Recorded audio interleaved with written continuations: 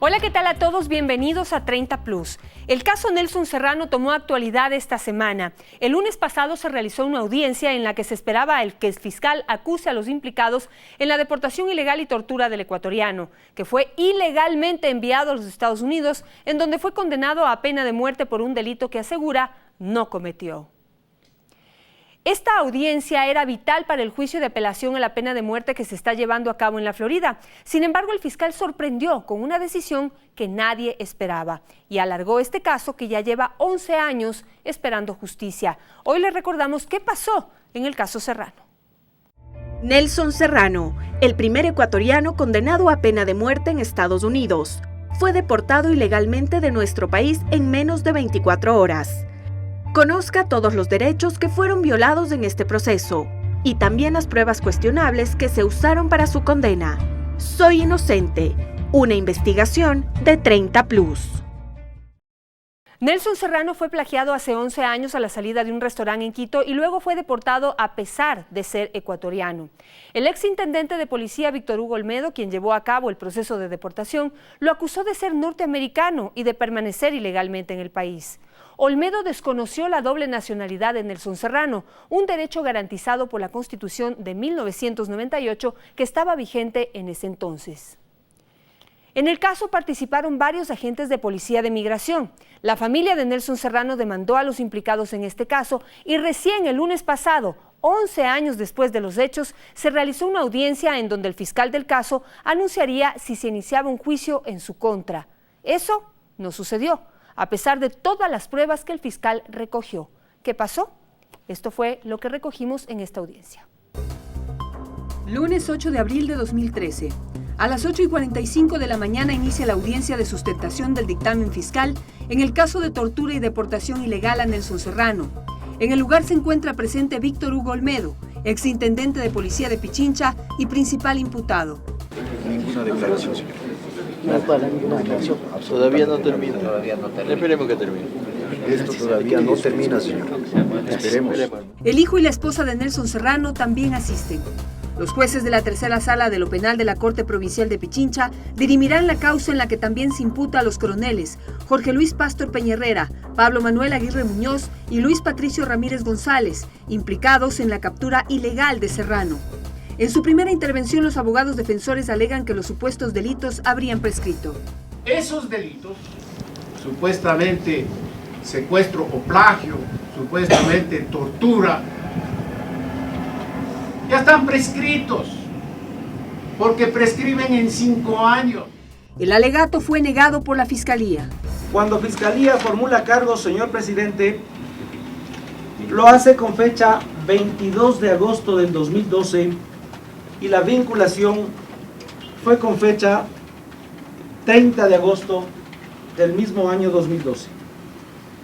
Vale decir, estamos dentro de los plazos que consigna o establece la ley para efectos de que el titular de la acción penal pueda ejercer su derecho. Durante hora y media, el fiscal describió uno a uno los delitos cometidos en este caso. Dice que el traslado se efectuó desde la Intendencia hasta la unidad canina. Allá fue llevado el señor Serrano. A ningún centro de detención, señor presidente.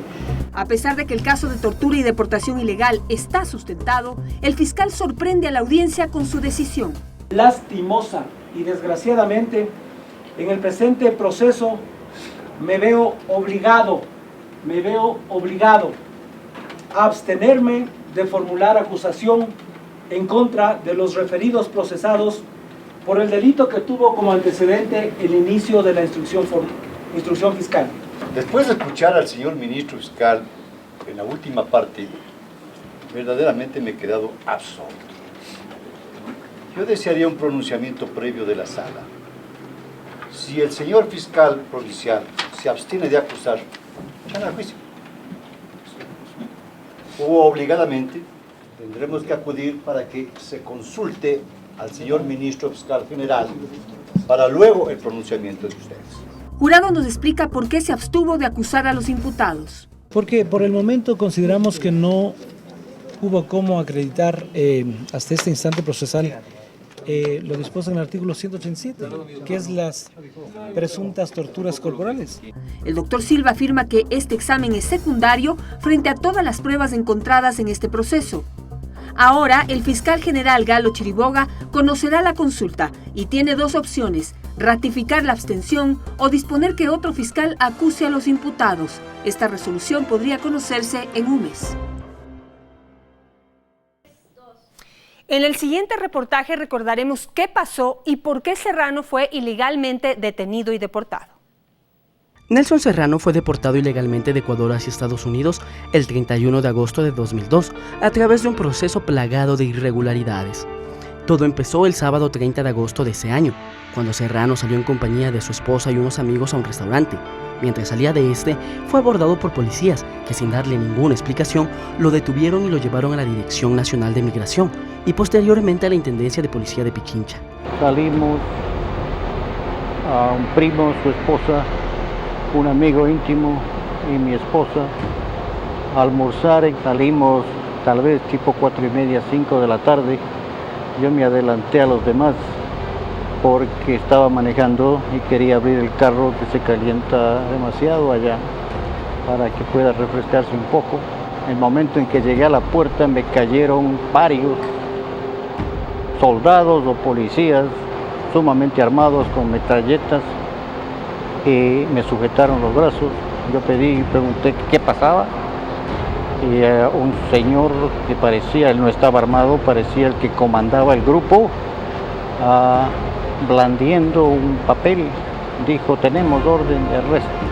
Le pedí que me dé el papel para leerlo, no me leyó el papel, sino que me empujaron bruscamente hasta un vehículo. En Estados Unidos, Nelson Serrano era sospechoso del asesinato de 4 personas en 1997, pero hasta el año 2000 que regresa al Ecuador no existían pruebas en su contra. En 2002 fue deportado de Ecuador aduciendo que era un ciudadano estadounidense que se encontraba de forma irregular en el país, pero Serrano es ecuatoriano de nacimiento y se naturalizó como ciudadano estadounidense. Quien trató este caso fue el intendente de policía de la época, Víctor Hugo Olmedo. En el año de 1971, ya son más de 36 años, el señor Nelson Serrano, con el propósito de naturalizarse como ciudadano de los Estados Unidos de Norteamérica, renunció a la nacionalidad ecuatoriana. Esta tesis no tenía validez, ya que la Constitución de 1998, que regía en esa época, en su artículo 11 contemplaba que los ecuatorianos por nacimiento que se naturalicen o se hayan naturalizado en otro país podrán mantener la ciudadanía ecuatoriana. El juicio de deportación de Serrano duró cerca de hora y media.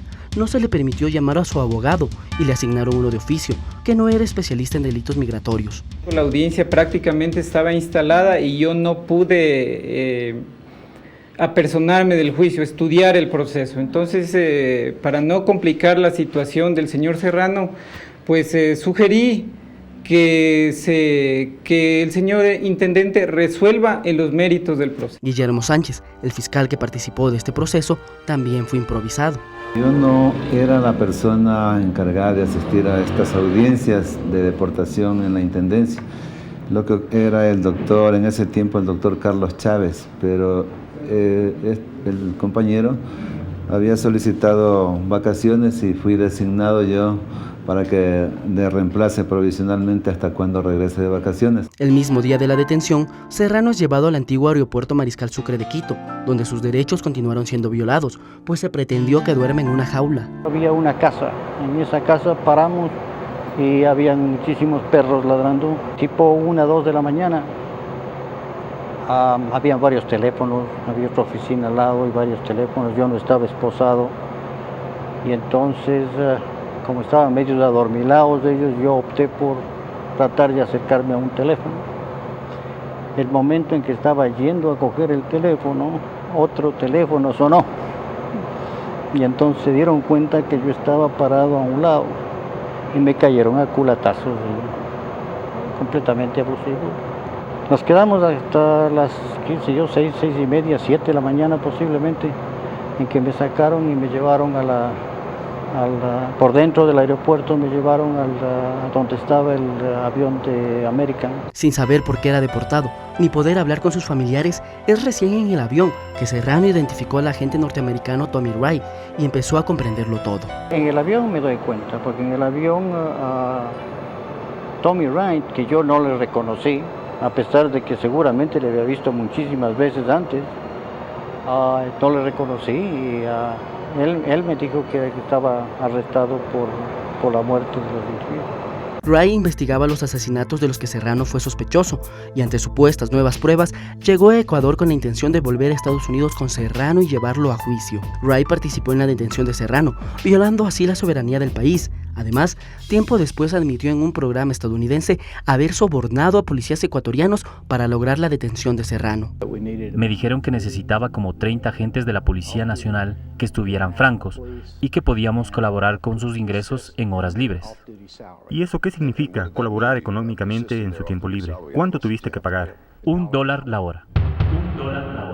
En diciembre de 2008, el entonces ministro de Gobierno Fernando Bustamante reconoció la ilegalidad de la deportación de Serrano y se inició una investigación a quienes participaron de este acto. Declarar inconstitucional, ilegal y arbitrario el proceso de deportación seguido en contra del ciudadano ecuatoriano Nelson Iván Serrano Sáenz y en consecuencia se declara la nulidad de todo lo actuado con todos los efectos jurídicos que esto produzca. Si Nelson Serrano es culpable o inocente, se debe probar en un juicio legal, pues el que se realizó carecería de validez, porque su detención y deportación fue ilegal, conllevando la violación de sus derechos humanos.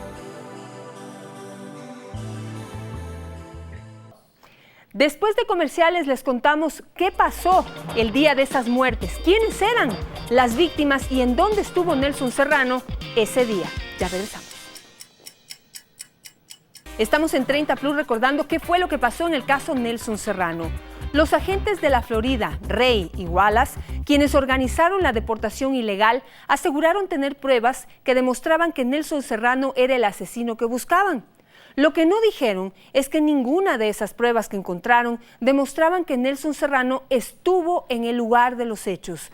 Los crímenes ocurrieron en 1997, en una fábrica que fue de propiedad de Serrano.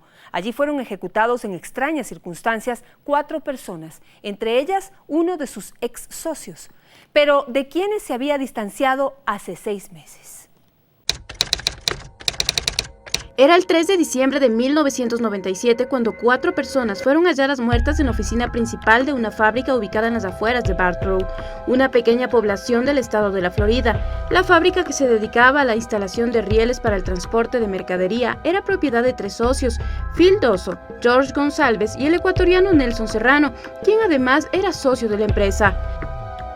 George González fue uno de los fallecidos. Los otros 3, Frank Dosso, Diane Dosso y George Patizo, eran los hijos y el yerno de Phil Dosso.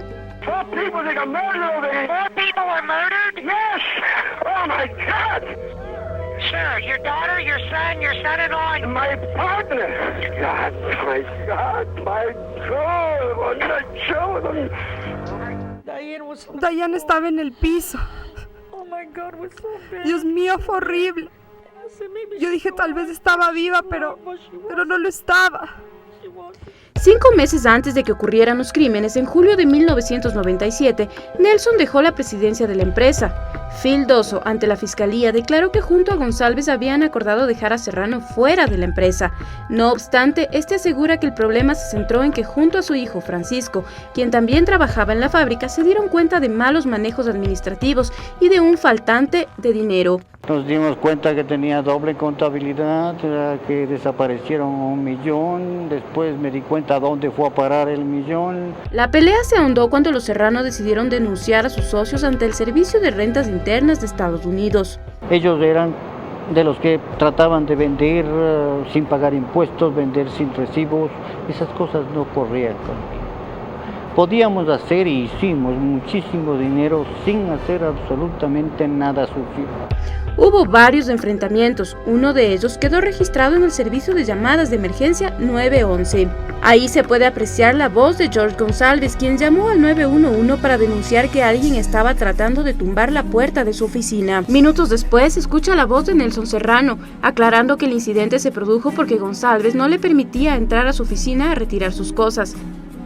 Fue así como la familia de los fallecidos y la fiscalía consideraron que la enemistad de Nelson Serrano y el resentimiento hacia sus socios habría sido razón suficiente para llevarlo a cometer los crímenes. Cuando escuché que ya no trabajaba en la fábrica, me preocupé y pregunté a Frank y a su padre, ¿no tienen miedo de que cometa una locura? Serrano y su familia negaron los cargos y se quedaron, sin embargo, 3 años colaborando con la justicia para las investigaciones. Me citaron 5 veces al gran jurado a interrogarme. Seguían en los carros, nos tenían intervenido el teléfono. Algún rato supimos después que nos habían puesto parlantes escondidos dentro de la casa. Después de esos 3 largos años de investigación, nunca encontraron una sola prueba que coloque a Nelson Serrano en la escena del crimen.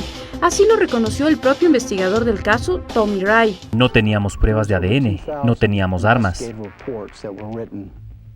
Había miles de informes. Al final tuvimos un único sospechoso, Nelson Serrano.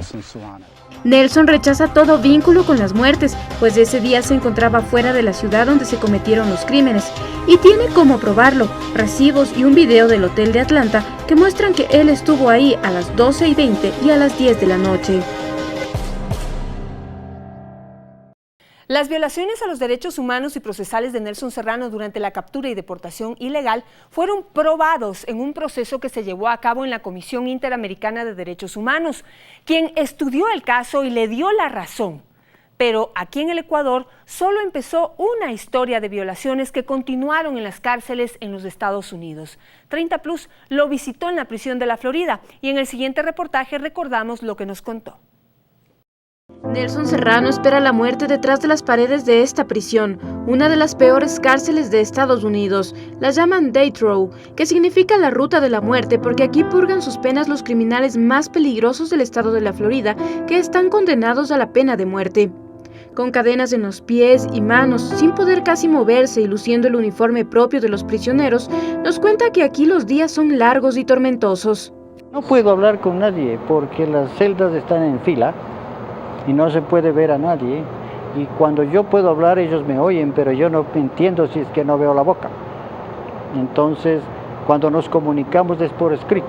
Y es que Nelson Iván Serrano necesita leer los labios de la gente para saber qué dicen, pues desde hace varios años no puede oír, y en esta cárcel, cuando recién llegó, le quitaron su aparato auditivo. Los que yo tenía los botaron en la celda, los botaron en la cárcel, un guardia los botó a la basura a propósito, y el capitán dijo que iba a pagarlo, pero nada. Es en este espacio de 4 paredes estrechas, un baño y una cama, donde este hombre de 73 años vive la peor pesadilla de su vida, de la que desde hace 11 años no ha podido despertar. Su celda no tiene ventanas, por lo que son contadas veces a la semana las que puede disfrutar de los rayos del sol. Salimos 2 veces a la semana por 2 horas. ¿Es un patio en donde todos están juntos o separados? En esta cárcel, a mí me dijeron que los de Death Row estaban dentro de jaulas. Pues todo el mundo aquí está dentro de estas jaulas, cuando salen afuera. Si el sol tiene el privilegio de verlo 2 veces por semana, la noche es algo que solo lo vive dentro de su imaginación. ¿Hace cuánto que no veo el cielo en la noche? Largo. ¿Qué es lo que más...? La luna, por ejemplo, yo no la he visto desde el principio de Bartow, desde el año máximo del año 2003. Pese a las limitaciones, Serrano asegura que permanecer al interior de esta cárcel es todavía el paraíso, frente a la prisión de Bartow, la primera en la que estuvo durante todo el juicio hasta que le dictaron sentencia. En ella sufrió las peores vejaciones y torturas que un ser humano puede sufrir. Queremos congelarte la parte de atrás. ¿Okay? Yo no tenía idea de lo que el señor quería decir, pero más tarde me sacan de ahí, me quitan toda la ropa, me dan un batón de papel toalla, y me llevan a otra celda en la cual estaba congelada, y me meten ahí, completamente desnudo, con un colchón de plástico y nada más. Al preguntarle cómo hizo para sobrevivir, sorprendentemente, esta fue su respuesta. Yo cantaba. Mientras caminaba desnudo en la celda, yo cantaba. Y no era que cantaba por darme gusto, sino cantaba para distraer la desesperación que había dentro. Pero tiene uno que uno saca fuerzas de donde parece que no tiene. Es increíble. Como si eso fuera poco, Serrano cuenta que en otra ocasión, en esa misma cárcel, al acusarlo de haberse intentado suicidar, le mantuvieron en una celda de castigo 205 días, algo por lo que nadie había pasado antes. Me pusieron en una celda con un infectado de MRSA, que le llaman aquí, que es un microbio resistente a los antibióticos que provocan neumonía y hace unas infecciones tremendas. Lo sacaron a él de cuarentena, lo pusieron conmigo y me los dejaron 6 días sin baño, sin jabón, sin nada. Pese a los años de encierro, la paciencia y el estado de ánimo de este hombre es inspirador. En todo este tiempo ha cultivado la fortaleza de su espíritu, que es la que le llena de paz y le permite no decaer. Yo me he conservado muy bien. Yo no he dejado que influya ninguna de las cosas que me han hecho, no, en absoluto. ¿Qué siente por el tiempo perdido? ¿Le da dolor, frustración, ira? ¿Qué se saca uno de ponerse a pensar en cosas perdidas? El tiempo, en cambio, sí es implacable. Este no se detiene y es el peor enemigo de la paciencia de este hombre y sobre todo de su salud, que se deteriora día a día por el paso de los días, pero también por la falta de atención médica. Cuando 30 Plus lo visitó en 2009, ya estaba sordo. 4 años más tarde, su hijo nos revela que las complicaciones médicas de su padre han empeorado. Está completamente ciego en el un ojo y del otro ojo está parcialmente ciego, que tiene que ver de un lado. Tiene osteoporosis, tiene alta presión, tiene colesterol, ya tiene problemas de caminar. Serrano no pierde las esperanzas de un día tener un juicio justo, probar su inocencia y realizar todos los sueños que había preparado para su jubilación y que quedaron inconclusos. Como por ejemplo pintar, escribir. Quería viajar un poco, quería ver a mi hermano en Cuenca, quería, pasar un tiempo allá. Había varias cosas que quería hacer y después íbamos a viajar con mi esposa, íbamos a viajar por Europa. No pudimos hacer absolutamente nada. Entonces yo estoy con todos los proyectos de retiro enterito.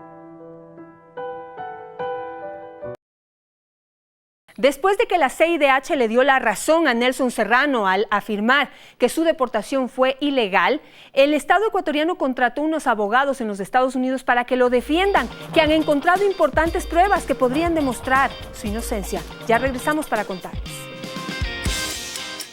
Estamos en 30 Plus hablando del caso Nelson Serrano. Hay un punto que debe quedar en claro y que pudimos establecerlo en nuestra investigación. Nelson Serrano no podía ser deportado a los Estados Unidos, no solo porque era ecuatoriano, sino porque la Constitución de nuestro país prohíbe la deportación o la extradición de nacionales o extranjeros que estén solicitados por países en donde estarían expuestos a la pena de muerte.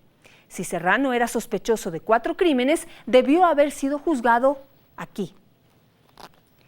En los Estados Unidos también se habrían cometido algunas irregularidades. La principal, condenarlo como autor material de 4 muertes sin haber presentado una sola prueba que demuestre que Serrano estuvo en el lugar de los hechos.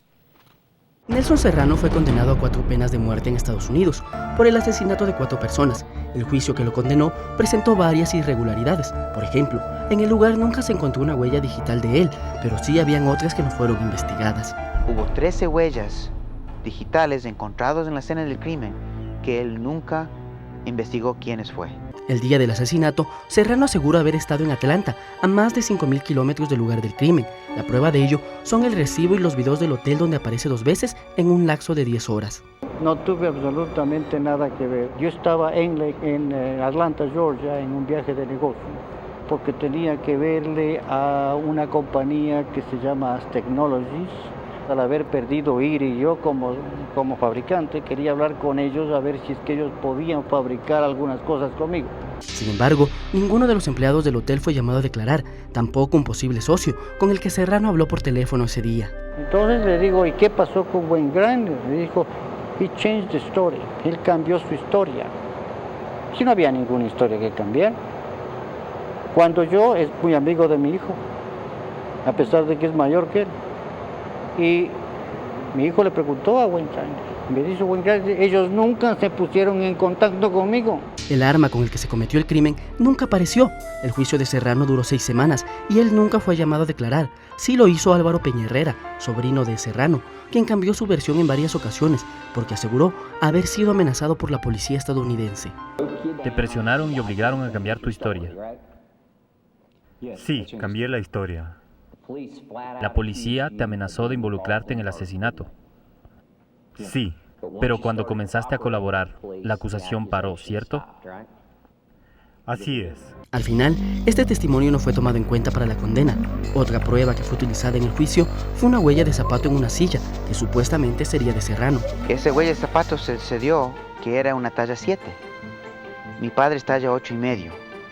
Eso fue la una, pero hasta ahora gente dice, bueno, la huella de zapato. Esa huella de zapato era otro tamaño, huella de zapato de tamaño 7, no vas a meter un pie de 8,5. Y no me vas a decir que te pusiste zapatos pequeños para ir a matar a gente. Sin que existiera ninguna prueba fehaciente en contra de Serrano, el argumento que se utilizó para condenarlo fue la idea de que Serrano, después de haber aparecido por primera vez en el video del hotel, habría tomado un avión hasta Orlando, donde habría rentado un auto, manejado 1.5 horas hasta Barton, asesinado a las personas y luego manejado hacia el aeropuerto de Tampa y regresado a Atlanta para ser grabado nuevamente en la cámara de video del hotel. Lo extraño es que ninguna cámara de video de los 3 aeropuertos grabó a Serrano en estos lugares. Bueno, ni en Tampa, ni en Orlando, ni en Atlanta me pueden ver a mí en ninguno de los videos. Y de lo que yo me acuerdo, al menos de Atlanta y Tampa, son llenos de cámaras en todos los corredores. ¿Cómo es posible de que no hayan podido encontrarme si es que yo estuve ahí? Además, la defensa alegó que ese maratónico trayecto es prácticamente imposible de realizar. No es posible hacer ese viaje, ni en un helicóptero. No es físicamente posible. Otra prueba que sirvió para la condena de Serrano fueron unos tickets de parqueadero que tenían una huella digital de él. Estos fueron encontrados en una caja que se habría salvado de una inundación en las bodegas del parqueadero, provocada por un huracán. Casualmente fue la única caja que sobrevivió. Ahí estaba ese ticket. Segundo, se encuentra la huella del dedo índice de la mano derecha de Nelson Serrano. Cosa que el experto dijo, es muy extraño, porque en un parqueadero uno recibe el ticket y lo devuelve con la mano izquierda, jamás con la mano derecha.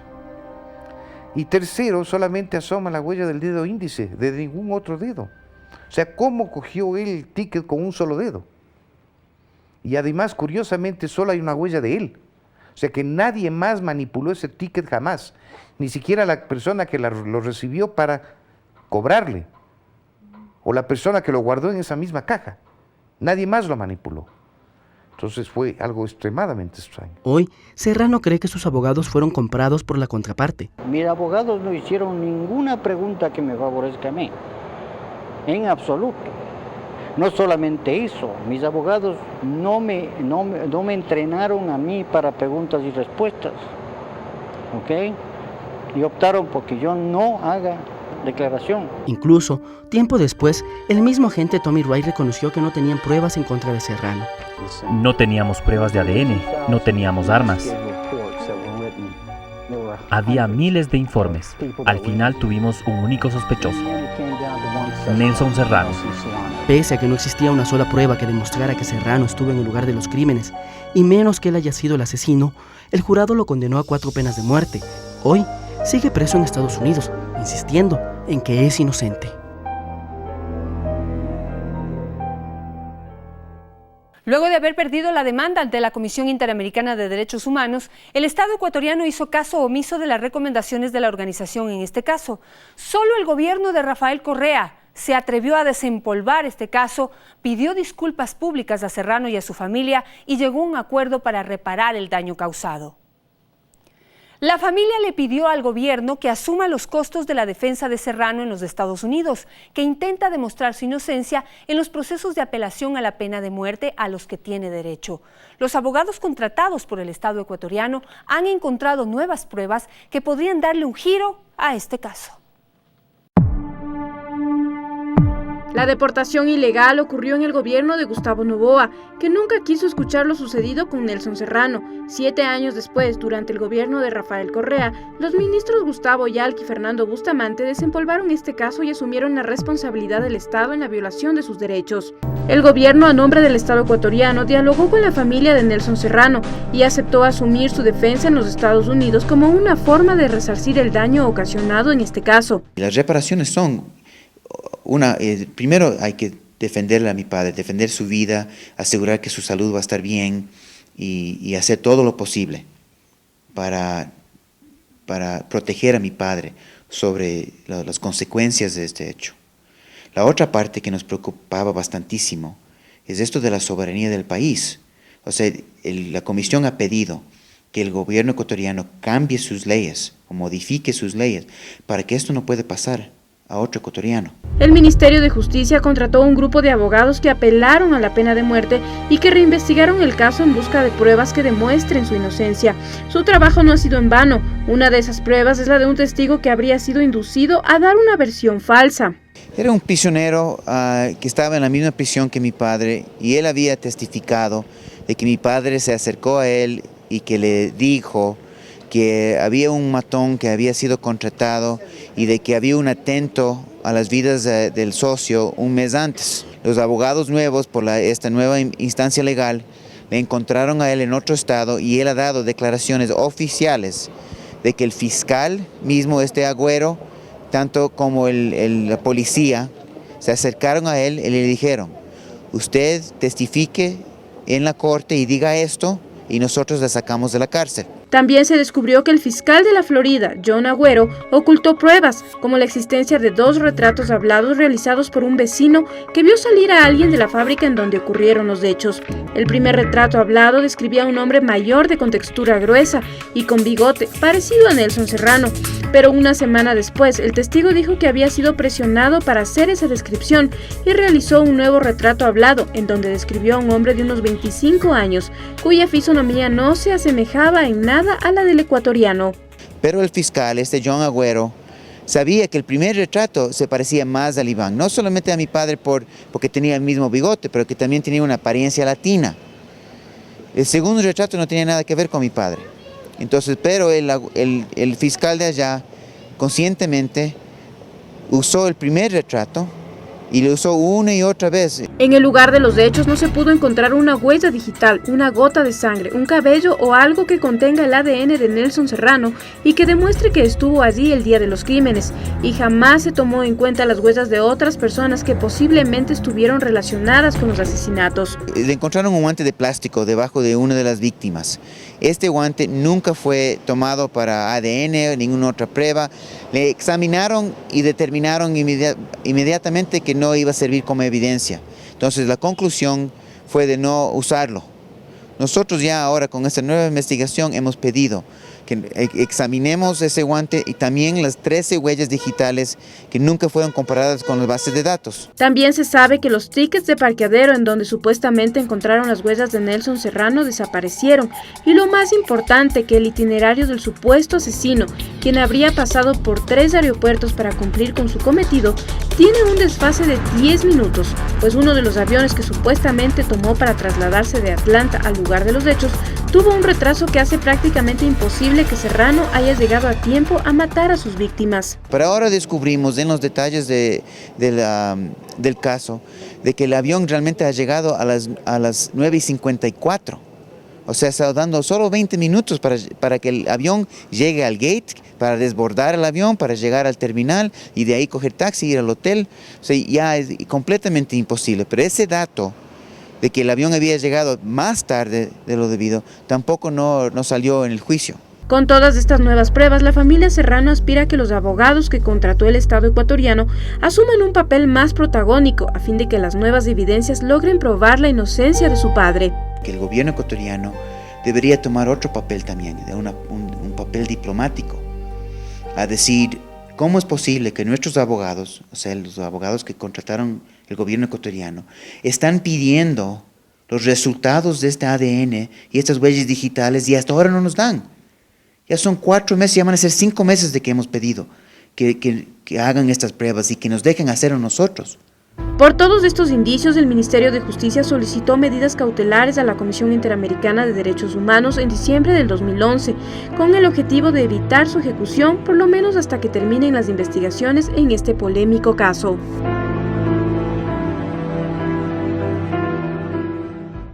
Enseguida hacemos un alto a esta investigación para hablar de la gente positiva de nuestro país, porque los buenos somos más.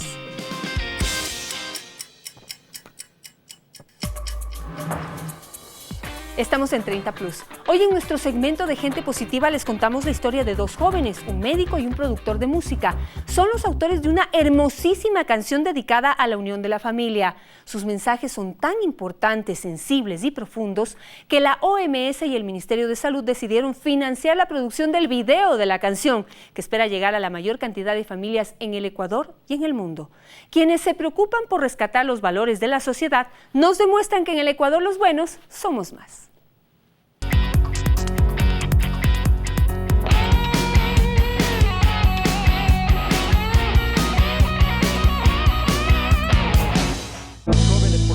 Son las 2 de la tarde. David y Marlon llegan al punto de encuentro donde se les unen Diego y Rommel. Hoy tienen una cita especial pues van a grabar los últimos arreglos de una nueva canción. David y Rommel forman parte del grupo reggaetonero Los Barú. La mística de Los Barú siempre ha sido atraer músicos jóvenes que se están iniciando, formarles de esta manera para poder hacer música que tenga raíces ecuatorianas y por supuesto un correcto mensaje a la sociedad. Una vez en el estudio de grabación, todo se pone a punto para este trabajo. Una vez que los micrófonos, consola, parlantes y audífonos han sido probados, a la señal del productor, David y Rommel empiezan a cantar. La canción tiene un ritmo y una letra pegajosa. Esta vez, los chicos le cantan a la familia.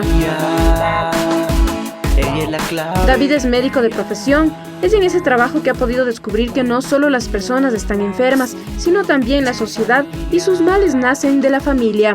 La disyunción de las familias, la separación de las familias puede llevar a los jóvenes a una enfermedad, llamémoslo entre comillas. Puede ser, por ejemplo, le nombro el consumo de sustancias, el alcoholismo, el tabaquismo, que nos puede llevar a enfermedades, por ejemplo, en el caso del alcoholismo, la cirrosis, en el caso del tabaquismo, el cáncer de pulmón. Su compañero de coro, Rommel, de 19 años, en su diario vivir ha podido evidenciar la incomunicación que existe entre padres e hijos. Un joven quiere confiarle en el problema que está y los padres acuden a gritarles, a tratarles mal de que no deben hacer eso, pero no. La razón es que ellos tienen que ir a la comunicación, decirles, ¿sabes qué? Esto no debe de ser, esto no puede ser así. Llegar a un límite y las consecuencias de lo que ellos están, las consecuencias que tienen al meterse a ese tipo de vicios. Es por ello que estos dos muchachos decidieron juntar sus voces y unirse a otros chicos para, a través de esta canción titulada Familias Fuertes, lograr impactar a las familias. Porque en realidad la familia es la que va a quererle al familiar directamente y no va a querer que caiga pues en situaciones de riesgo. La noción de mejorar la comunicación entre los padres, entre los abuelos, que son familiares directos que van a querer el bien de los jóvenes. Para lograr un mayor impacto trabajaron también en un video que está hecho en un lenguaje urbano. Pero si le hablamos al joven con sus palabras, con sus gestos, con su música, ellos van a entender más, van a acercarse más y de esa manera van a comunicarse más. David está convencido de que con este mensaje que incentiva el acercamiento y la comunicación de los adolescentes con sus padres, sanaría también la sociedad. Si llegamos a todos esos jóvenes, llegando a una comunicación familiar, vamos a evitar que se consuma justamente este tipo de sustancias y evitar que los jóvenes en un futuro, a los 30, 40 años, tengan que estar en los hospitales con un cáncer de pulmón, con una cirrosis hepática. Diego, un adolescente de 16 años que apoya el proyecto de estos chicos, resalta que la comunicación con su familia ha sido vital para no caer en vicios.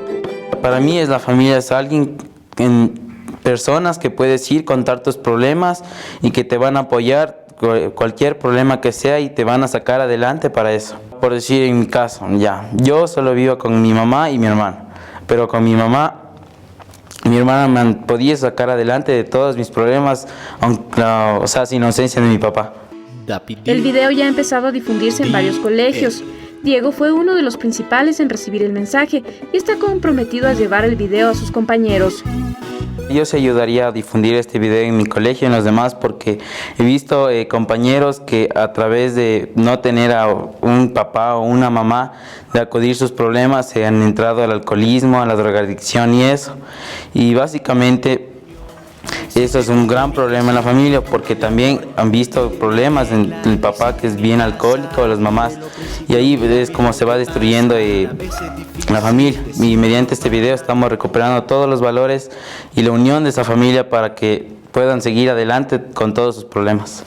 A pesar de que ahora vivimos en una sociedad donde los valores y la familia quedan en un segundo plano, todavía existen jóvenes que quieren rescatar lo que antes nos unía como sociedad: el amor, la unión, el diálogo, la comprensión y la compañía de nuestros seres queridos. Existe comunicación y vínculos de amor. No olvide la regla que existen en casa. Comprende los principios. A toda la gente positiva de nuestro país, escríbanos a 30plus@teleamazonas.com. También pueden escribir a mi Twitter, @JanetInostroza. Volvemos ahora a nuestro tema del día, el caso Nelson Serrano. ¿Cuánto tiempo tiene el ecuatoriano antes de que la Corte de la Florida le ponga fecha a su ejecución? Eso es algo que lo tiene que saber.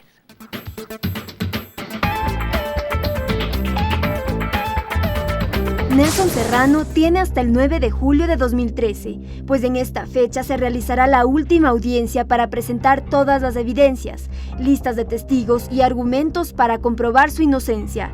Esta audiencia se llevará a cabo en la ciudad de Bartow, en donde se realizó el primer juicio sobre este caso. Son muy graves las implicaciones legales que podría tener el actual gobierno si el fiscal Chiriboga resuelve abstenerse de acusar a los implicados en el caso de deportación ilegal y tortura a Nelson Serrano. Recordemos que dos ministerios, el de Justicia y el del Interior, reconocieron que Serrano es ecuatoriano y que fue expulsado ilegalmente del Ecuador, además de que varios de sus derechos humanos fueron violados en ese proceso. Por eso aceptaron pedirle disculpas a Serrano y contratar abogados para que lo defiendan en la Florida. Pero ¿qué pasa si la justicia ecuatoriana resuelve no acusar a los implicados en su deportación ilegal? Pues que funcionarios del Ministerio de Justicia e Interior habrían aprobado el uso de recursos públicos para defender a un supuesto extranjero y asesino. Eso legalmente se llamaría peculado, delito del que podrían ser acusados y por el que tendrían que responder hasta con su patrimonio. De otra parte, entre los argumentos que han presentado los abogados contratados por el gobierno actual está que el proceso judicial en la Florida es nulo, porque inició con una deportación ilegal en donde participaron 2 agentes de policía norteamericanos. El caso que se ventila aquí en el Ecuador está en manos del fiscal Galo Chiriboga, quien en un plazo máximo de 1 mes debe dar a conocer su dictamen. Como siempre, seguiremos pendientes de lo que suceda en este caso. La próxima semana en 30plus. El homicidio de la joven quiteña Karina del Pozo sacó a la superficie un problema que se callaba: la violencia de género. En el Ecuador, durante el 2012, se produjeron 234 muertes violentas de mujeres.